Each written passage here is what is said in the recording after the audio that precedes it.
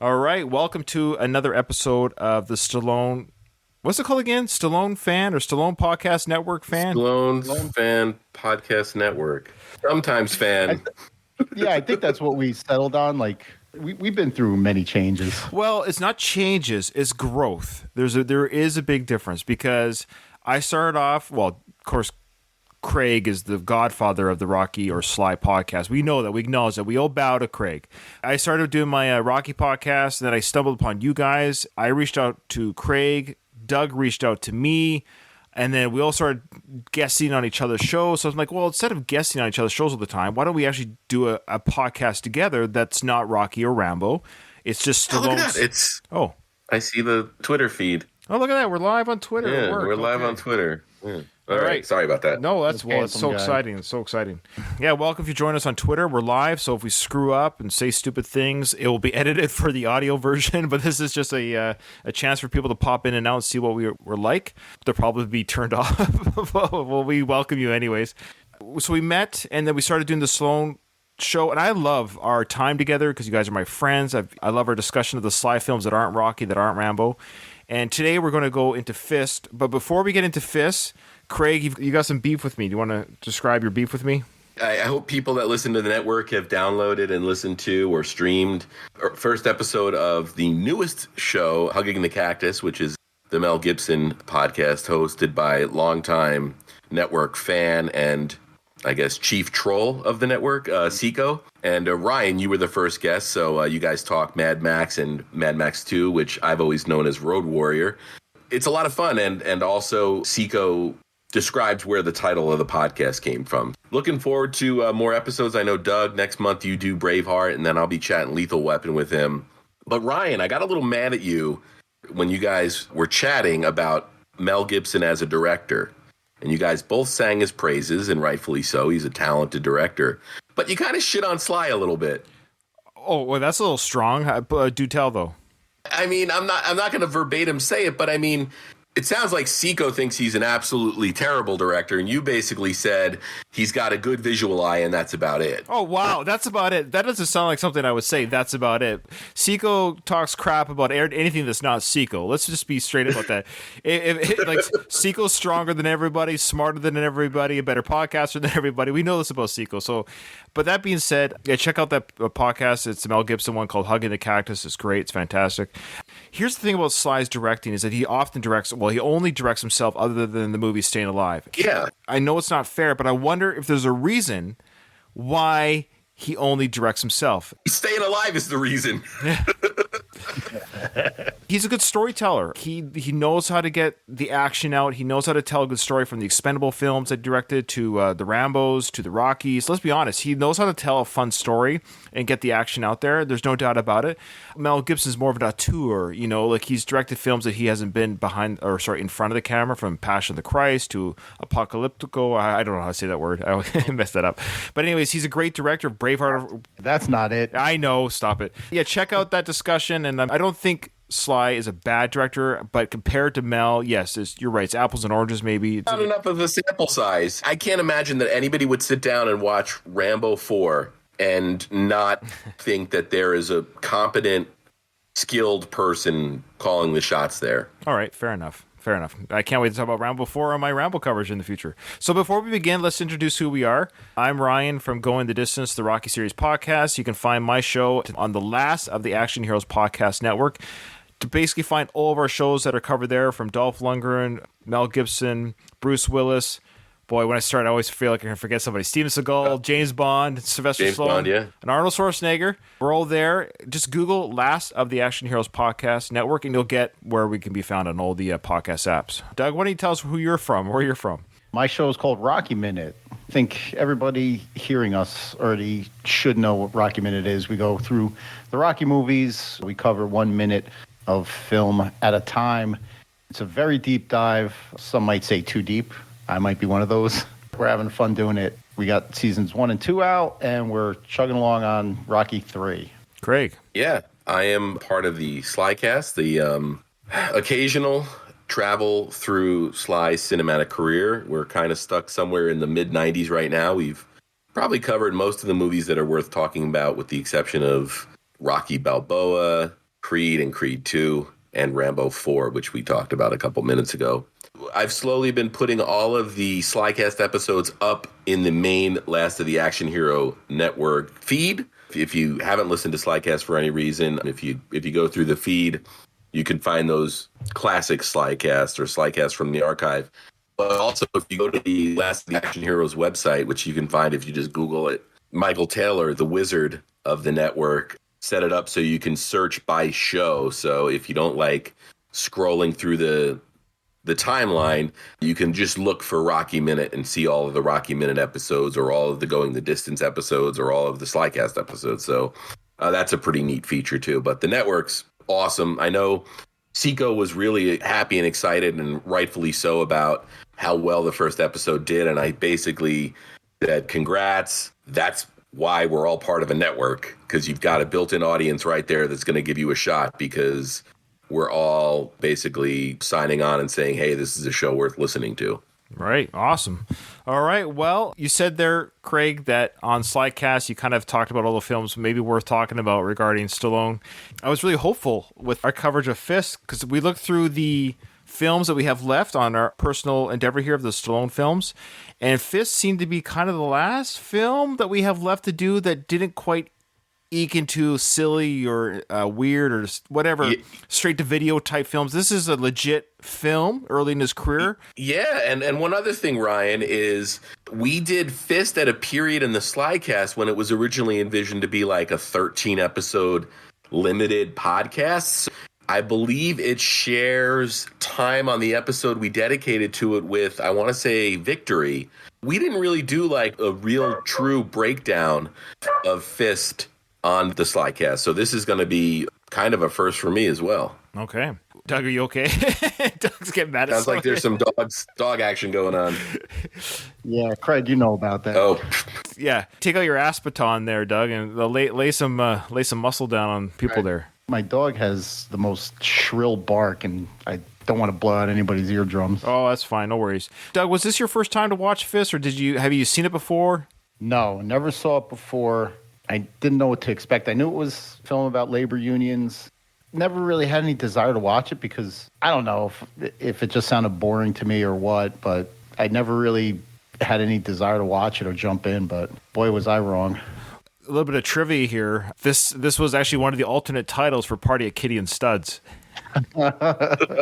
You always go for the low-hanging fruit. You know that? What I do? Actually, no, this is the sequel. People were very disappointed when they read the you saw Party at Kitty and Studs, now watch him F.I.S.T. I'm terrible. As always, Craig deadpans my jokes. No, sorry. I was actually going through some of the research I've actually done for this, which is... Oh, wow. Well, I'm gonna rely on you for this because... So, full disclosure, we pirated this film from our favorite pirate, Andy. He sent us a copy of a high def... It looked great. The film that we got was high def, but it was from MGM. So I guess it was from an MGM, like... I wonder if they have a network somewhere, because it said MGM HD in the upper left-hand corner the entire time. And there was no commercial break. Realize we watched a 2-hour, 5-minute movie. The cut that's on Wikipedia, the time length is everywhere, is 2 hour, 25 minutes. So I don't know if MGM edited stuff on their own, but maybe they felt, whoever released this felt, hey, we can tighten this film a little bit. Is that the intention? I don't know, because I own the DVD. I couldn't find it. It's in a box somewhere in a closet in the house here. I don't remember it being a 2 hour and 25 minute film.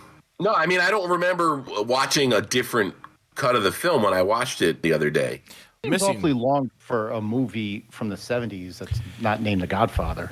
Good point. But there was a noticeable cameo, or early cameo, was missing from the version we saw that I knew this individual was in the film, but he wasn't in this cut. And that was Anthony Kiedis from the Red Hot Chili Peppers playing Stallone's son in the film. But that scene was cut. I had to go to YouTube to find it. Whoever produced this cut, or MGM, I guess, when they put this on their network, they took it upon themselves to edit the film. They chopped off 15 minutes or so from the film. And one of those scenes was actually the dinner scene And I watched it on YouTube. I could see why they cut it. It was just literally them passing the potatoes and gravy. You didn't need to have that scene. So granted, it was a good cut. You know what? I'm not seeing any mention on IMDb that the only alternate cut that they talk about is the original theatrical ending, which is what we watched. The cable release did not show the end scene with, the truck with the bumper sticker. It was restored finally on home video in 1988. The movie that we watched didn't have Anthony Kiedis at the dinner. So that scene was cut. I thought his credit said... No, it's a different name. The scene wasn't in the film. No, but what I'm saying is I thought I had read that he was always on the cutting room floor. Oh, maybe. Now you're going to make me tear apart my house looking for this effing DVD. Okay, well, while you go do that... Maybe they needed to fit in a 2-hour time slot on the station or whatever. Yeah. So, Doug, this was your first time watching. Okay. Yeah. Now, Craig... Well, it says yes, stage, yeah. Yeah, so... I don't know. That's okay. So, Craig, we're going to rely a little bit on you for some behind-the-scenes. You got some behind-the-scenes stuff. But before we get to that, maybe we'll just go quickly over the plot of the film. All right, well, hold on. Somebody just said we watched the European version. It's 15 minutes to 20 minutes shorter than the American release. Well, there you go. So we watched the European version. Thank goodness to the Europeans, because hands up, who was bored? Sorry. That was a rough watch. Look, it was... What? Okay, Doug, please. Are you serious? Yeah, please go ahead. What did you think? I thought the movie was phenomenal. Phenomenal? Yeah, yes. And I'm going to shock the shit out of a lot of you guys today. I watched it twice. What? Yeah, I watched it twice. I was on the hook the whole time. Like, I was riveted by the performances. The story, I guess part of the reason that I was so interested was because this is a loose telling of the Jimmy Hoffa story. Right. Why didn't they just do that? That actually wasn't the intention of screenwriter Joe Esterhaas. Says he did not want to do a Hoffa story, and a lot of people sort of attached the association. Of course, with the way the movie ends, the Hoffa connection becomes immediate. But when he pitched the idea and wrote the screenplay, he was not going for a retelling of Hoffa. I mean, you can't talk about the origins of unions in this country, I guess, without going in Hoffa territory, though. There's a lot of similarities throughout the film. Do you want to do the plot? It starts in the 1930s. Johnny Kovac, he's a warehouse worker who's fed up with the working conditions and the lack of pay and benefits for him and his coworkers. One of the delivery guys sees that Johnny's a good guy that rallies the troops, so to speak. He gets Johnny to be an organizer for the union, for the F.I.S.T, Federation of Interstate Truckers. Did I get that right? Yeah, Federation of Interstate Truckers, Interstate Truckers. Johnny rises through the ranks of the union and becomes the national president, and he organizes strikes. He, using some mob tactics, because unfortunately he gets the mob involved in the union business, because according to him, you need the mob to get that extra push. So he rises through the ranks of the president. Yeah, and it's a happy ending for all, where everybody gets what they want, all the union, the truckers. They get their contracts and their pay raises and everything, and they all live happily ever after. Yeah, good synopsis, Doug. A great synopsis, Doug. No, that was terrible. No, it was good. I'm kind of glad you just said this is what it's about. If people want to watch the film, I don't really want to go through. I'm not a big fan of doing that. We don't really do that on our show anymore, which I like. That we don't just go beat by beat by beat necessarily. I know Craig has some behind the scenes stuff I'd like to talk about, but let's talk about where Stallone was in his career at this time. And I understand that he did Rocky, huge success, of course, and then he did Paradise Alley, which he directed, I believe, and wrote as well. And then he rolled into the same year was this film as well, F.I.S.T. Now, would this film be called F.I.S.T. if Rocky never existed? Yeah, I think so. I really don't think so. I honestly believe they tried to figure out an acronym that would work with the whole persona of Rocky punching. Because even early reviews of this film, this was when this came out in 78, it was only a couple of years removed from Rocky, the first Rocky.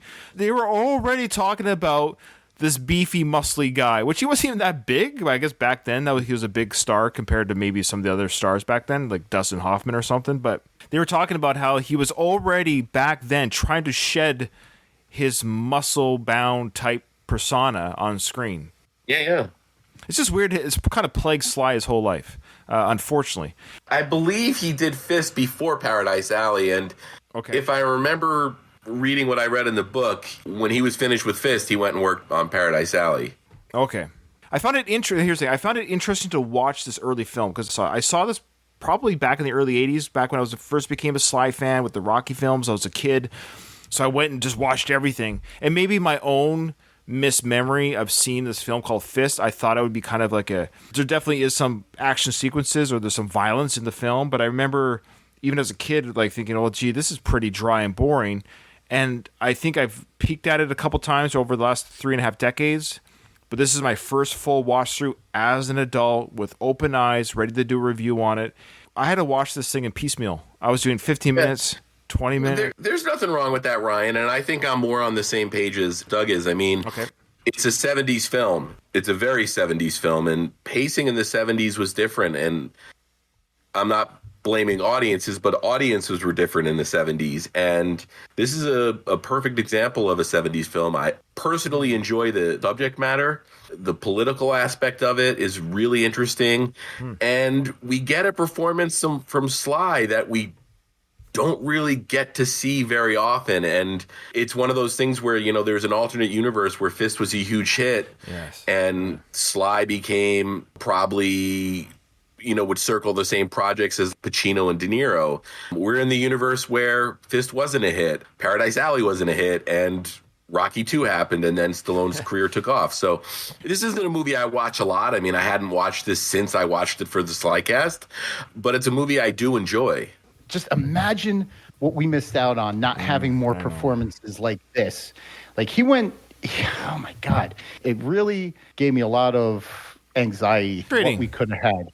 This film was boring for me. I don't know why it was, but I was intrigued and I was interested by Sly's performance. Like, I'm totally on board with you guys. Everything you're saying about Sly, I'm not going to disagree with his acting or even the potential of what we had, because this is still early in his acting career. He wasn't quite honed. I don't think the director did a great job with this film.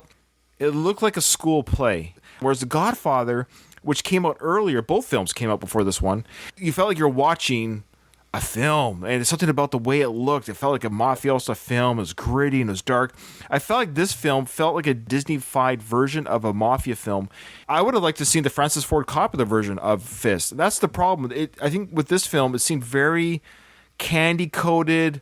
I wanted it grittier, dirtier. It wasn't violent, brutal enough. First of all, how natural does Sly look in like a period, 1930s period piece? Fantastic. He looked great. With the suspenders and the hat and everything. Like, he looks like he's born to play a role like that. This is more along the lines of Rocky, his performance-wise. First Blood, Lockup, Copland.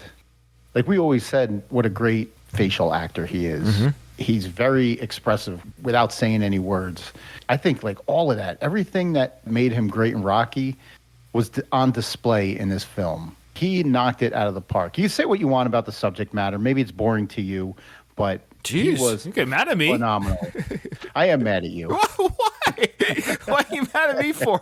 What did I do? Listen, this is the thing that's going to piss a lot of people off. What? Obviously, if he continued on this road, he would have had a very successful dramatic career. This is by far better than any of that comedy garbage that he attempted. That's not going to make anybody angry. That shouldn't make anyone angry. It should make us frustrated. No. Well, it does make us angry. It makes us angry that it didn't happen.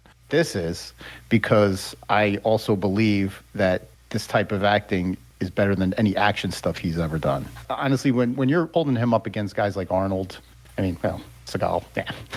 Either one of them could have done this movie.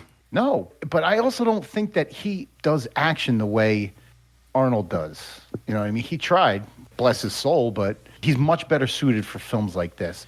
And think about the ones that we covered, like Copland and Lockup. We love those because of his dramatic performances. It just pisses me off that we can hold in one hand the amount of films that he excelled at doing this kind of character.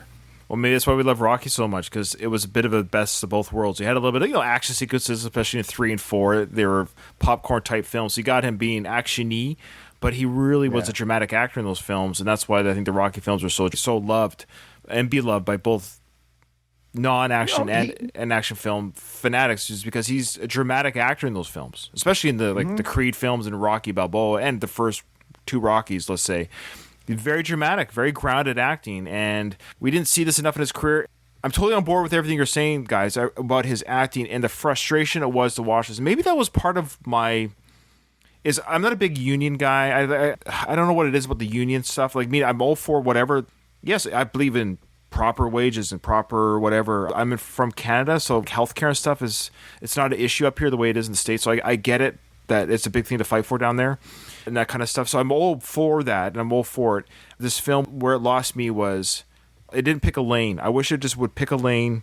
I wish it was darker and grittier because it showed signs of that with some of the assaults and what have you, but then they kind of pulled back a little bit. I felt like I was watching a TV edit. You're also comparing a ham sandwich to filet mignon. Okay, I'm on my own here. I'm on my own. Okay, people in the comments tell me this is the greatest film ever. Look, the film was boring, but I liked watching Sly act in it, if that makes sense. So I was watching his performance and I was saying, okay, this is something we could have had for decades and we didn't. Maybe I'm just mad that I'm watching something that could have been. You're watching that trajectory and Sly goes, I'm going to the Rocky Well, I'm going to the Rambo Wells, and he never looked back.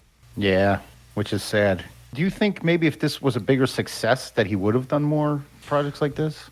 Rocky 2 is going to happen either way, right? There's no stopping Rocky 2, right? No. I don't think Rocky 2 is really, I mean, if we really want to trace it, Rocky 3 is really what turned Sly's career around. Because First Blood, as much as we want to call it an action movie, it's, by today's standard, not an action movie, really. It's got action beats in it, but if it was released today, it wouldn't be marketed as an action movie. And I don't think it was marketed as an action movie back then. It's a drama, for sure, with action beats.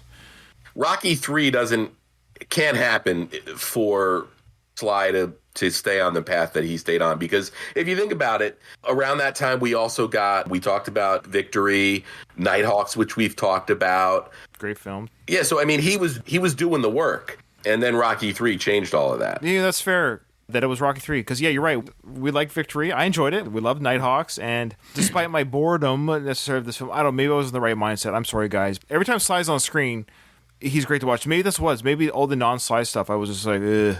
Union films don't excite me. The whole like striking and I don't know. It just bores me. Pafo just made a comment in the chat about the new show he's got that he's doing with Taylor Sheridan at Kansas City. Yeah, don't beat me to that, Louise. I'm getting to that. Louise. Yeah, thank you. We'd like to thank our people in Discord, but yeah, thanks, Louise. Jeez, now he's not going to believe me. He's totally right. Taylor Sheridan, who does Yellowstone, the Mayor of Kingstown, 1883. He's like the Water, which is an excellent movie. Yeah, another one. Wind River. Yes, awesome. This guy's a great writer, filmmaker, TV creator. So yeah, he's doing this Mafia TV series with Sly. We said it during our Get Carter. I don't know if you guys remember my whole rant about that scene in Get Carter where Sly just kicks the crap out of the guy in the elevator shaft or the elevator room. Yep. I think we're going to get that, guys. I don't know if Taylor Sheridan heard me or Sly heard me, but we talked about how we need to get Sly back into the roles of Mafia and a bit of a bad guy. And I think we're going to see that with this Taylor Sheridan TV series that he's doing. Sly's playing a mob boss. You can't be a mob boss without being bad. Mm-hmm. I'm looking forward to that. I'm very much looking forward to Kansas City. Oh, that's what it's called. Thank you. Thank you, Luis, for the tip of the hat. Thank you, Luis. Donald also says here that we can point to certain acting performances of Sly to show he's a better actor than most give him credit for, which I 100% agree. You can't say that about guys like Arnold and the other action stars. I agree with him because let's say the median range is here and you got your drama down here and your action up here. The guys from Arnold and those guys can't necessarily dip below that line into drama the way that Sly can, but he can't also necessarily go above that line to the other stuff. He's done it.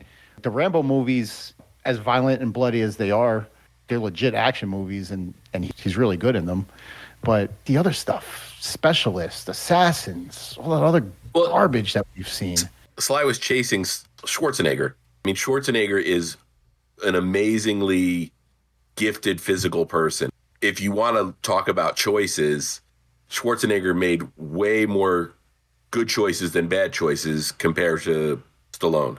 And ultimately, at the end of the day, when you sort of look at Schwarzenegger's filmography, it doesn't get bad until the action hero was sort of past its prime. Right. Put it this way. Can you guys picture Stallone in Commando or Total Recall or Running Man? That's the era of action where Arnold was big as the universe.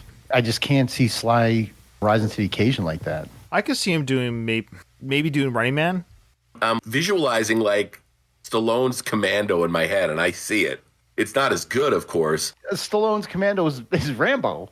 So, yeah, I mean, sure. Well, Commando was Rambo. Commando was the answer to Rambo. But yeah. Yeah. Okay, See, so I don't know if I agree with that. Oh, but really? Okay. That's for another episode, okay, I guess. fair enough. No, Craig, you had some stuff regarding the script. This was Joe Esterhaas, who is probably one of the more famous screenwriters in terms of the screenwriter as rock star, you know, kind of like Shane Black or Steven D'Souza. When screenwriters were starting to get paid millions of dollars for their scripts, we know Joe Esterhaas as Basic Instinct, Showgirls. But this was his first movie. He was a novelist and a journalist. This was his first film, and he pitched it to the studios, and Norman Jewison came on board, the writer. Esterhaas details all of this in a chapter of his book, chapter 3 of his book, Hollywood Animal, which is an excellent read. It's a 700-plus page book about his career in Hollywood. Chapter 3 is devoted to this movie, and it's called I Kill Rocky Balboa. And he talks all about it. So if you have any interest in this movie and what it's like to work with Sly, it's worth checking out. But basically, they sent this script originally to Robert De Niro, who sat on it for months. Oh. The day they gave a verbal offer to Stallone, De Niro decided he wanted to do it, but it was too late. They had already verbally committed to Sly. Oh, wow. Part of Sly's deal was getting to do a rewrite on the script, which infuriated Joe Esterhaas. Joe Esterhaas attacked him in the press about it and was banned from the set. Long story short, after the movie failed, Stallone basically admitted that he didn't really do anything on it. What do they say? Victory has a million fathers and defeat has one. Fair enough. They didn't even meet when they were making during the production of this movie at all. They met after the film premiered. They met at a dinner or something. They went over and Joe went and said hi to Stallone, and Stallone shook his hand. Let me see if I can find the quote. I found it. So it's after the premiere they met. Let's see. He says, I saw Stallone's table, which was surrounded by bodyguards. The bodyguards turned and stared at me as I approached. Stallone got up with a big grin and stuck his hand out. This is the first time they're meeting. I'd never met him, of course, and what struck me was that he was short, standing next to me. You had to get a little dig in there. Yeah, of course. How you doing, I asked. I introduced my wife. Stallone put his hand out to shake hers, and his wife hit Stallone. Stallone acted like it hurt. There was another interaction he talks about in the book, but I can't find it right now. Fine. If you can get it out of your library or something, I know it's... Or you might be able to get a cheap paperback copy of it or something. But it's a good read. Joe Esterhaas is a pretty fascinating guy. Yeah, for sure. He actually wrote Doug's favorite movie there, Showgirls. That's a great film. Boobies. Boobies. I think Showgirls was an answer to F.I.S.T.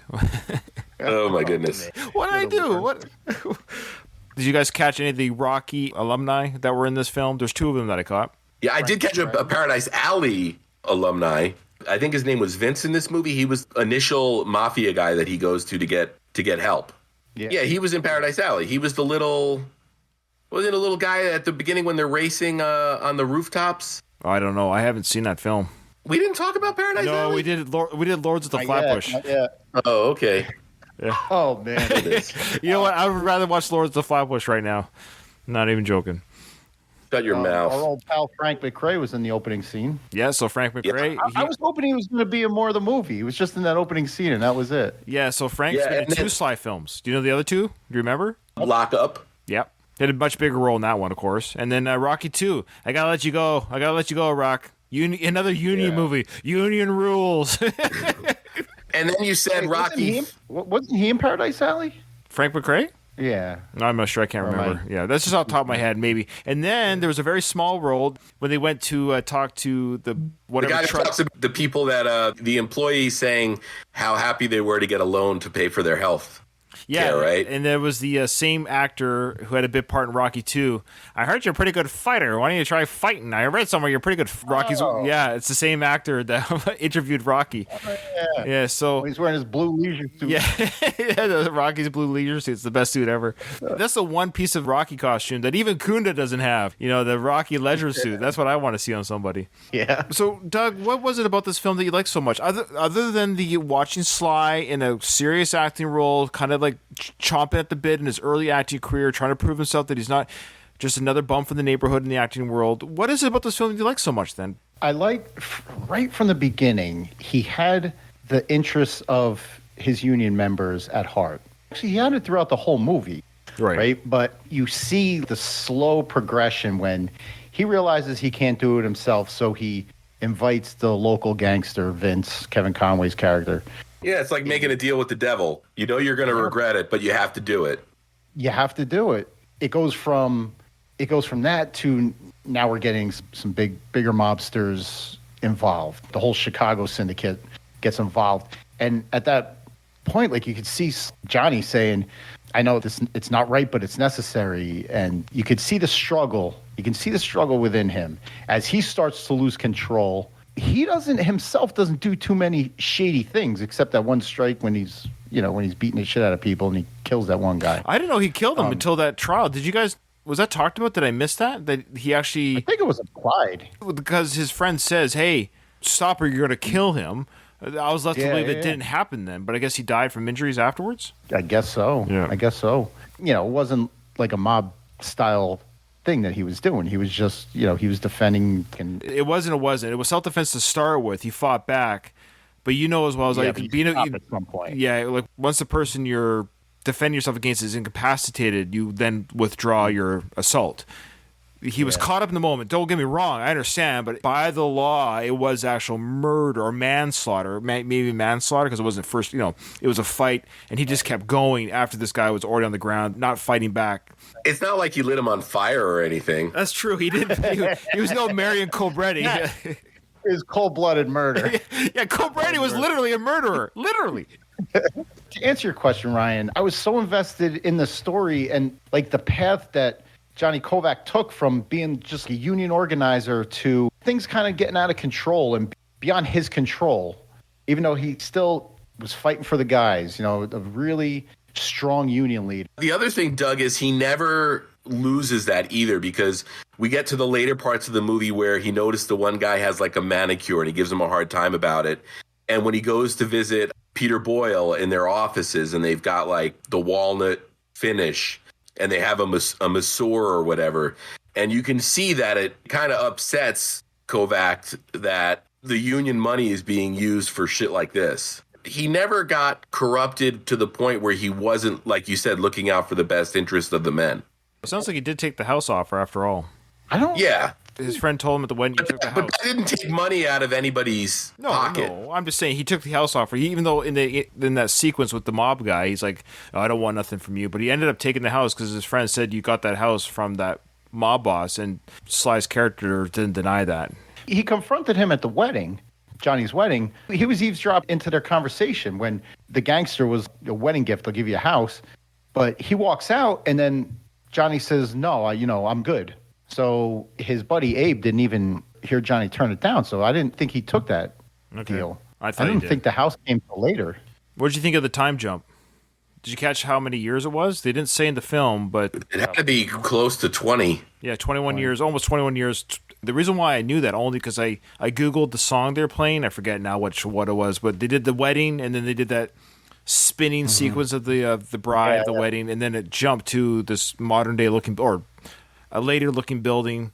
I like during this film, F.I.S.T. was as an organization was getting more and more grandiose. They went from like paper handouts to neon signs to their own buildings and what have you to 2 to 3 million members. So it was interesting to watch the growth of this institution. But yeah, it was 20 years because the song they played, it started in 1937, the film, and the song that they played, I forget what it was called, but it was a 1958 release. So that's where he was in that point. So he's probably in this part of his life, probably about 50 years old. That was one of the comparisons I got from this film and the Jimmy Hoffa story was because, we saw like the F.I.S.T. headquarters now all of a sudden is in Washington, D.C., and Jimmy Hoffa's union, the International Brotherhood of Teamsters, moved from Indianapolis to Washington, D.C. So that's a good name. So that's a name that isn't trying to sound like a, IBT? Yeah. Telling you guys, I stand by. Let us know in the comments below. I think F.I.S.T. was made to make it sound like a fighting movie. Anyways. If you look at the poster, they're holding like sticks and stuff. I found some stuff here, Ryan, not to go back on stuff we talked about already, but Paradise Alley did film after F.I.S.T. Joe in his book says, F.I.S.T. was a complete critical and commercial stiff. And when that was clear, Stallone apologized to me. He did it publicly in Us magazine. Wow. Stallone was quoted as saying, I feel like a man who's been burglaring Joe Esterhouse's house for the past year and a half, and went on to say that he'd done no real work on the script and that it was all Joe's. So then later, Joe actually went and had lunch with Stallone while they were filming Paradise Alley. Okay. And Sly said, listen, I'm sorry I said that stuff. My life has been so insane. This stuff just like happened overnight to me. It doesn't matter though. Everybody in town knows it's your script. Joe said, yeah, I said, but the movie failed. And then Stallone blamed Norman Jewison. And he said, I told him, you wouldn't listen to me. The public doesn't want to see me die. I'm Rocky Balboa. You kill Rocky Balboa and there's going to be a price to pay. And I said, you're supposed to be Johnny Kovac. And he said, Johnny Kovac is nothing compared to Rocky Balboa. He's just a character you made up. But Joe said, but isn't Rocky Balboa? And Sly said, not anymore. And this is in what, 1978? Sly said, not anymore. Rocky Balboa is an American myth now. He's Superman with heart and vulnerability. He ate some more Sprouts and he said, yo, Adrian, and started to laugh. And then Sly says he suggested to Norman Jewison, the director, break this thing into 2 movies and release them a month apart. F.I.S.T. 1 and F.I.S.T. 2. The first one ends on a high note. Kovac wins against the bad guys. Rocky Balboa is triumphant. The audience would have eaten it up. And then a month later, you put out the one and get into the Godfather stuff. Pretty interesting to see the kind of fan service that Sly wanted to do already at that point. And then also... he likes to retouch his stuff, eh? Boy. Yeah, but then also what his thoughts on Rocky were already, even prior to Rocky 2. You know, the fact that he knew Rocky Balboa was already this sort of like mythic character. Interesting. It's kind of ballsy for him to say.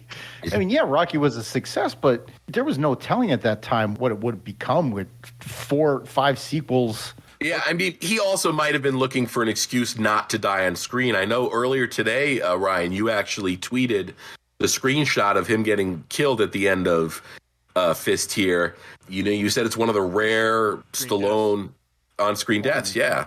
Is there any other ones you can think of where he's the title character? Depending on how you take the ending of Last Blood. I argued, despite what Sly has said, others have said, because you don't kill the franchise. Sly would never say it's over because it's a franchise, but I think he went off to die. I still think the character went off to die, but that's just me. Other than that, yeah, on-screen death. Do we have a Stallone on-screen death? From what I read, this was the only. Yeah, and it sounds like he didn't want to do it, so...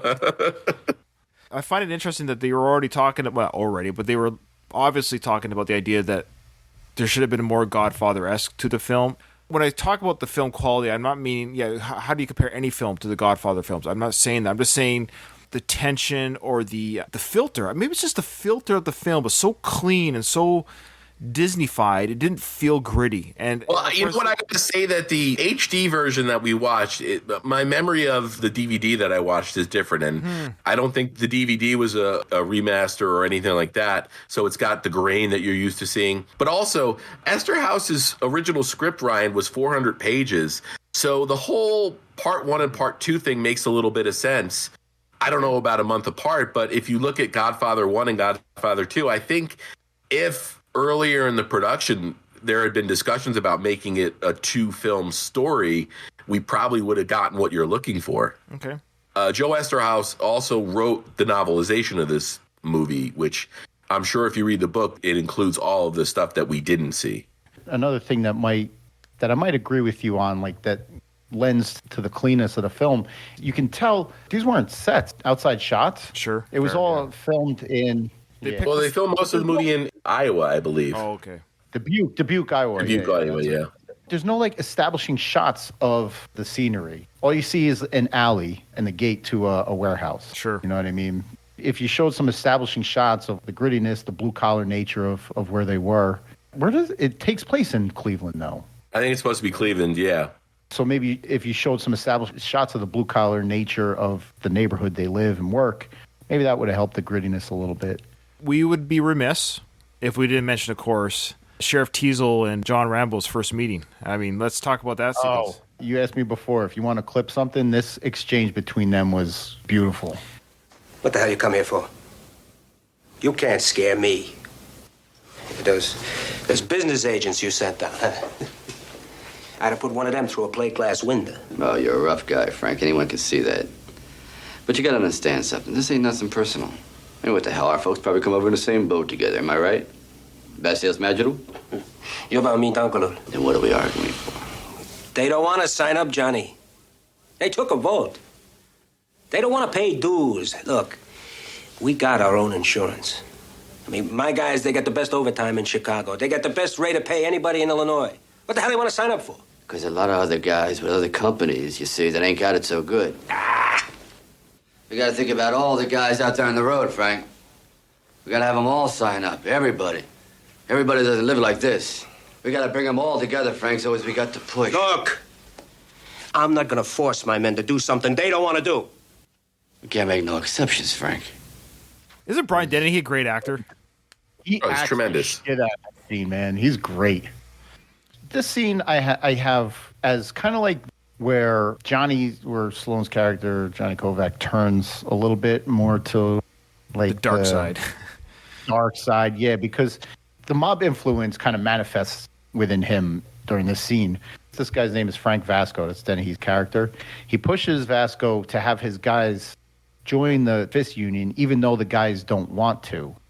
And, you know, at the end of the scene, he tells them, like, we can't make no exceptions.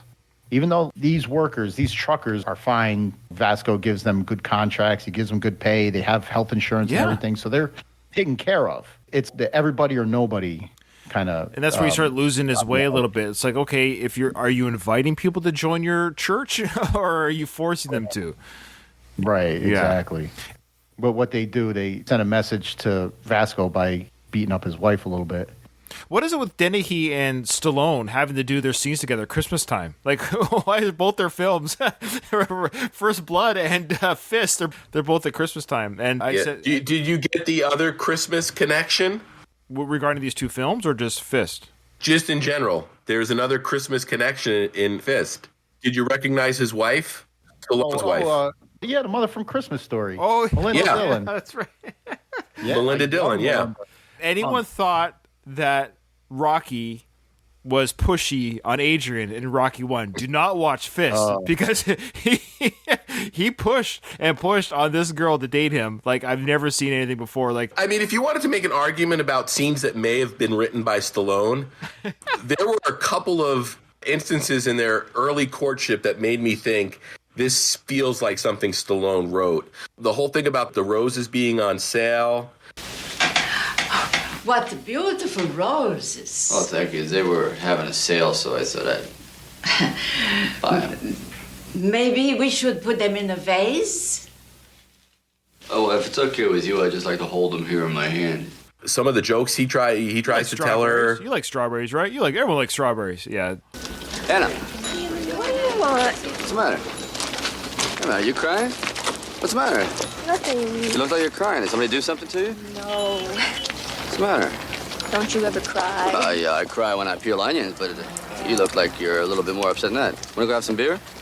I told you I don't drink beer. Well, how about some coffee? Want to get some coffee? No, you don't want no coffee.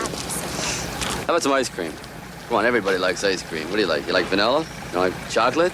No chocolate? How about strawberry? Come on, I know you like strawberry, right? I can see you smiling already. You smiling? I know there's a smile in their egg, so. Yes. Want to get some strawberry? I know a great place. Cheap, too. Oh, no hands. You mean you don't want me to touch it? No hands. All right, no hands. I was thinking, Anna, it's going to be very difficult driving with no hands, but we'll work something out. You ever try to shift with your elbows? I've never been in a car. Yeah, for me, that felt like something that could have been worked up on set or something like that. I think that's Stallone coming through. That's him when he writes the Rocky films. I think a lot of that silliness, that jovialness, that is Sly. I think Sly is a silly guy. I like that about him. He's got a great sense of humor. He's not good in comedies per se, like a comedic film, but he himself has a very natural sense of humor. So when he lets that out a little bit, I think that's ad-libbing. He does it a little bit. I don't know. What do you want to come over to my place? I don't know. Come over to the couch. It's not a bad couch. Oh, speaking of which, as I did a little bit of the Rocky voice, what I liked about Fist, I think he did this on purpose. I noticed his voice and tone was very clipped. His octave was a little bit higher. He was very much trying to not sound like Rocky. He's showing audiences, because a lot of people, this was the first time they saw Stallone was a Rocky film. And understandably, but they were wrong. They thought Stallone talked with he lowered his voice for Rocky and stuff. So I know he has a low voice. He talked about it in the behind the scenes for the director's cut. He actually talked about it. Stallone has always suffered as an actor having that very low voice. So I noticed in this film he talked at a higher octave than I've never heard him before. He definitely was trying to get as far away from Rocky Balboa voice as he could. He's an eloquent speaker. The first rally speech when he's the guy in the wheelchair, Joe Harper, when he's trying to rally the guys that don't want to join the union, it's like his first speech that he gives to the guys. Most of you guys know Joe Harper. Joe Harper is one of the first guys with this union. Paying dues for more than 20 years, showing up in meetings, doing what he was asked, being a brother. All his life, he ran from one place to another to support his family. The only damn the company gave about him was to have him run more and more until he run himself off the road. Now the company don't give a damn at all. But I want to tell you guys something. We ain't asking the company for nothing, because we're going to take care of Joe. We're taking care of his doctor bills. We're taking care of his family. Because Joe's a good union man. And we're taking care of him and the people he loves. And I'll tell you something else. You join this union, we'll get you money for overtime and doctor bills. And you won't have to kill yourself making a buck, like you're doing now, like my old man did. You join this union to make us strong. It'll make you strong. And I swear to you, as I'm standing here, that no company bastard living up in the heights is gonna come down here and walk all over your lives. Promise you that.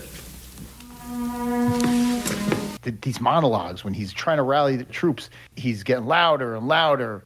By joining hands with your brothers all over this country and your brothers in Canada, Puerto Rico, Hawaii, we'll see this international moving together as never before.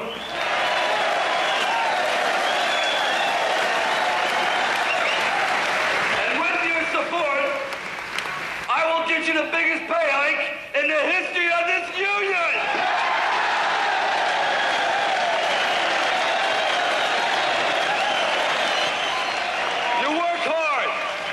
You deserve it, and I'm going to see that you get it. I promise you that. I promise you that.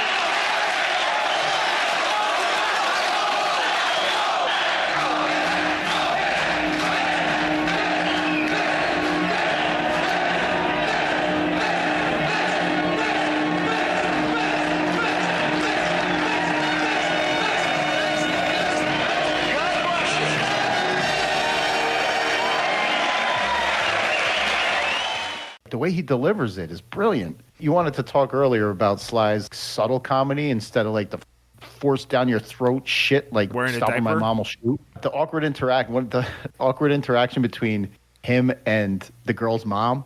Oh my God, I was laughing. Because he said, like, you know, what do I talk to your mom about? She said the weather. I want to talk to you. Go of I want me? to talk to you. What'd you do? What? Why'd you stand me up? Nobody comes for me. I was under control. I wasn't. Who's control? The gentlemen who come. Hey, look, I ain't got the money to be a gentleman, all The right? gentlemen who take me out. They knock on my door very politely. right? Yes, they talk to my mother. I'm going to talk to your mother about The weather. the weather. The weather. They escort me to their car, and Yeah? sometimes they even bring me flowers. Flowers. Flowers? You know you're nuts. You know that, Anna? You know that? I look like I got any flowers? What do you think I am, a pansy? You think I got flowers on me? So he tries shoehorning in some weather quips when he's talking to her. This heat is really something. The humidity from the lake, I think. I like it when it's cold because you can feel yourself breathe. And you don't sweat through all your shirts. This is one of the hottest spells we have had in years. It's very true. Very true. I was thinking about that. You are not Lithuanian. No, I'm Hungarian. Catholic? Oh, sure. Since I was born. What have you two been talking about behind my back? The weather. Oh, Johnny, what beautiful flowers. You shouldn't have. Well, they were having a sale, so I thought, well, why not? Thank you. Rightfully so. He's the highlight of this film. And I'll just still stand by that the direction and the pace and the storyline of Unions bored me, but Sly didn't bore me.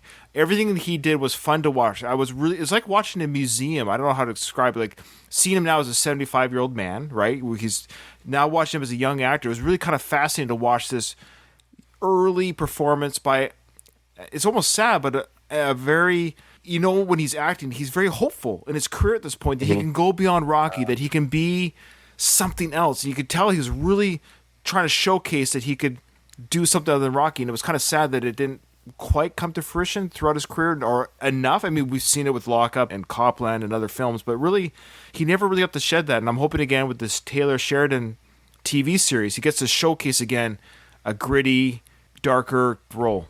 If he keeps working, I think we might, especially if Kansas City is a success, I think we might get more of this. Nice. Hopefully, fingers crossed. But also, I think we have to see how Samaritan hits too. I mean, we haven't seen any marketing. We haven't seen any marketing for it yet. I mean, I know he's a superhero in it, but is it a superhero film or is it? It's finished, right? Yeah. It's ready to go. I thought it was coming out in like late summer or fall. If you look on IMDb, it doesn't say like post-production. It says completed. I know COVID stalled it, but I don't know what's up with it. I think Sly's working on the recut right now. August 26th, by the way. Oh, it is coming out. Okay, this year. Okay. I wanted to highlight another. Could we give some props to Rod Steiger? Yeah, the senator. The senator. His scenes, he really brought it. Do you guys know the Stallone connection there? The specialist, right? Wasn't he the ridiculous yes, mob guy in The Specialist? Oh, how could I forget? Juba Stardo himself. If you haven't listened, guys, listen to our first Stallone podcast show was The Specialist review. Fantastic review. So, yeah. Yeah. He was great, like a great performance as a senator. A lot of great performances. I think everyone brought their... Nobody was a bad performance. For me, pacing. Mm-hmm. Another good actor, which I enjoy. I'm actually watching right now, currently rewatching for the third time, the Everyone Loves Raymond TV sitcom. So you got early young Peter Doyle.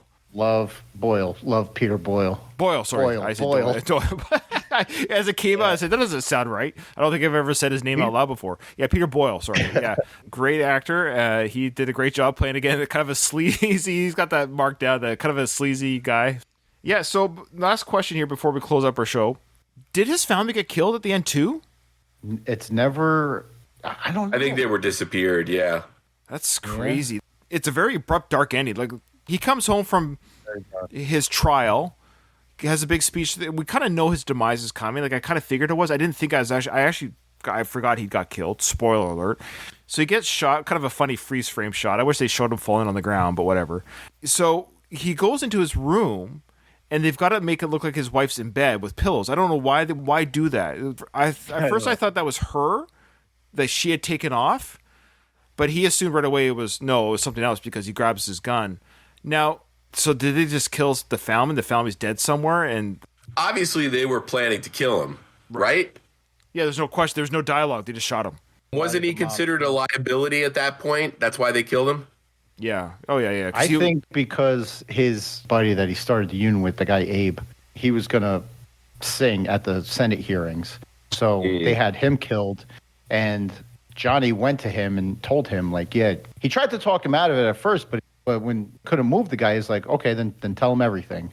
So they had to kill Abe, and then in turn, because Johnny was supporting Abe, maybe they thought that if they killed Abe and Johnny found out, then he would turn on the mob.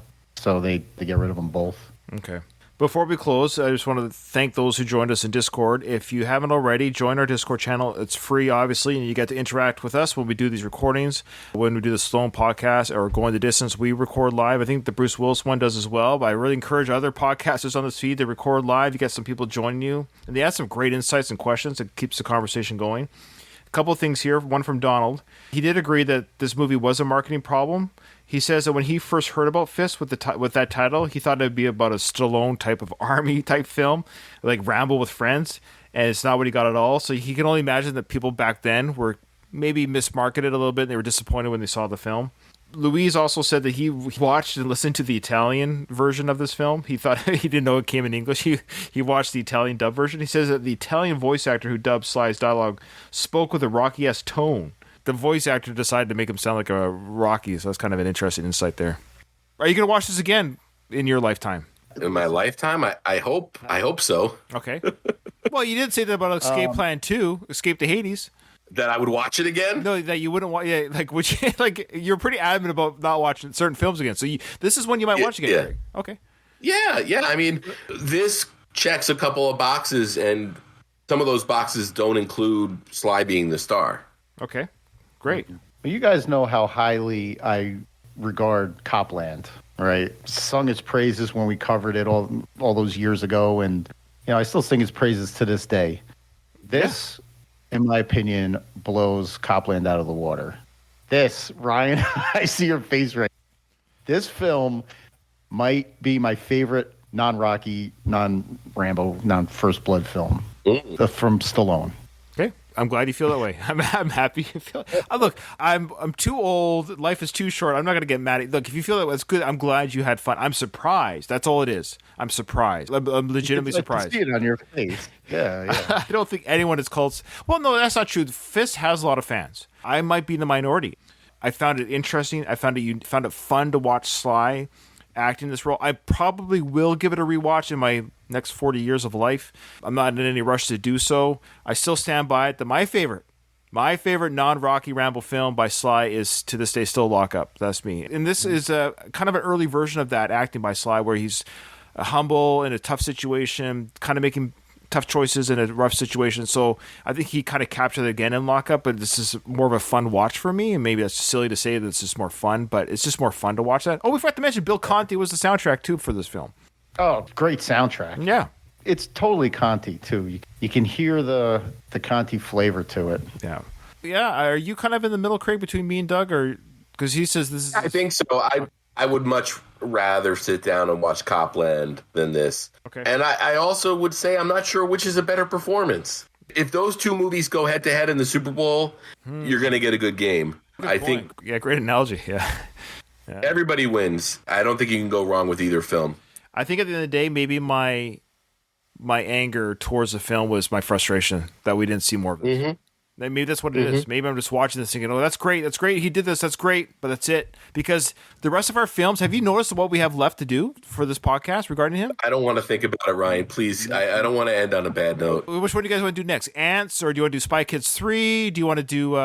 When we were still voting on this, I put Spy Kids 3 up for a vote, I think, at least twice. And both times, the audience let me down. Guys, we still got Oscar, Avenging Angelo... Rhinestone. Right, yeah, Rhinestone. We have a lot of shit to do. That's all that's left until Samaritan comes out. That's all we have left. We still have to do Escape Plan 3, guys. No, you know what? We haven't done Bullet to the Head. Oh, yeah, that's true. Right.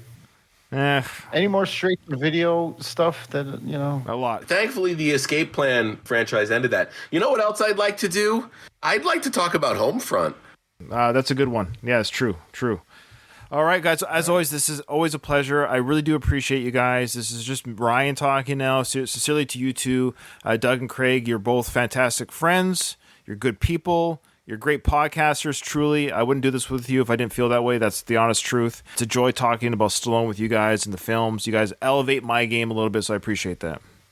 Absolutely. Thank you, Ryan. And also, I just want to say that I really love this Discord aspect of the podcast and love having the listener interaction as we're recording. It does help. Really, really fun. Yeah. Yeah, it really makes it a lot of fun. Not that it's not fun without it, but it increases my enjoyment. Absolutely. Because what's the thing is when you're live doing this, sometimes your brain doesn't work as well. And it's easier to be, not that these guys are, but when you're under no pressure, you can come up with little ideas and stuff that you can throw in. So we appreciate that from the audience, giving us thoughts and ideas like, oh yeah, I didn't think of that. So thanks guys for that. Absolutely. Yeah. All right. Well, check out all of our podcasts on the Last of the Action Heroes podcast. Again, just Google Last of the Action Heroes podcast network. We come up and you'll get all of our shows, all the different shows on that network. Great podcasters. Everyone adds a unique style and flavor to this network. I love it. I truly do. Signing off. Thanks, guys. Take care.